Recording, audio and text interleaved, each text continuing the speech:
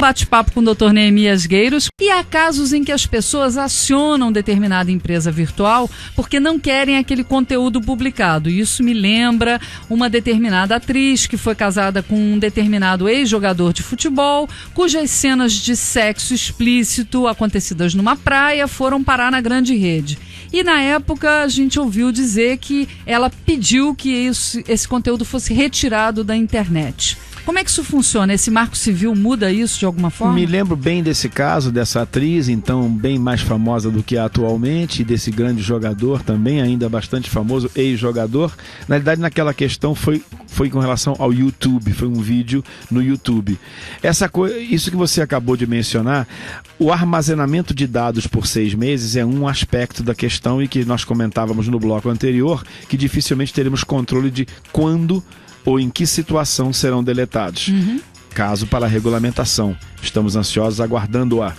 Esse caso que você citou agora, que é o caso da retirada de conteúdo do ar ofensivo ou danoso ou lesivo, é o caso em que, até agora, antes do Marco Civil, utilizava-se um princípio do direito americano. Aliás, os Estados Unidos foi a nação que financiou e desenvolveu a internet, e por lá a coisa aconteceu primeiro, que é o Notice and Take Down.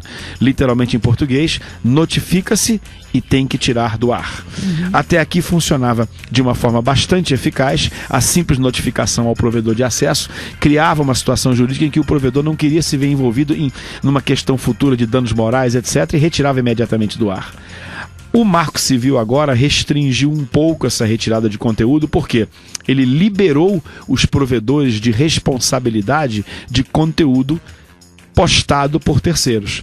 A não ser que esse conteúdo seja efetivamente de conotação sexual, pornográfica, comprovadamente caluniosa e difamatória, o provedor de acesso não poderá ser responsabilizado. Então isso gera um trabalho, criou um novo trabalho para nós, advogados e operadores do direito, no sentido de que esse notice and take down terá que ser muito mais bem fundamentado para que o Poder Judiciário possa se pronunciar e assim emitir a sentença definitiva de retirada do ar. Então muita atenção aos colegas advogados com essa pequena filigrana da nova lei, que, como sempre, repito, estamos ansiosamente aguardando a regulamentação para que possa ser aplicada no mercado jurídico brasileiro. E fica a dica, comporte-se bem, porque por perto sempre pode ter um telefone, uma câmera, e você fica dando bobeira? Exatamente. Não, né? Ficou faltando algum ponto para a gente abordar, doutor?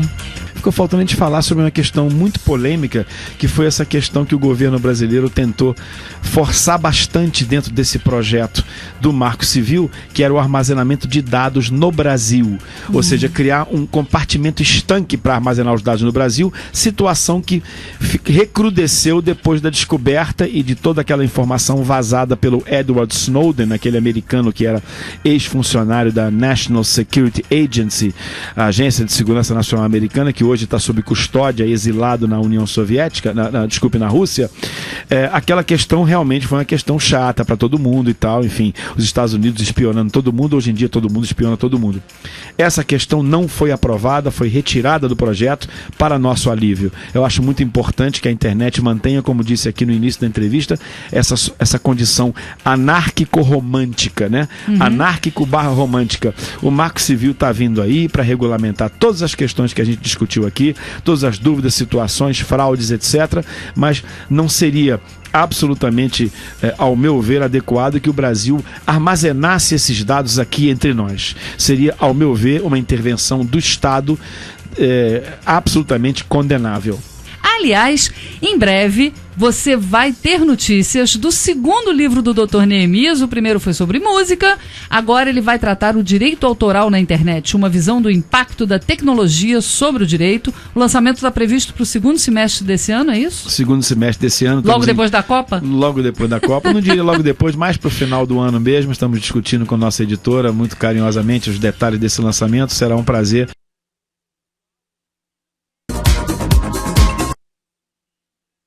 Aqui abaixo tem alguns links sobre o novo Marco Civil.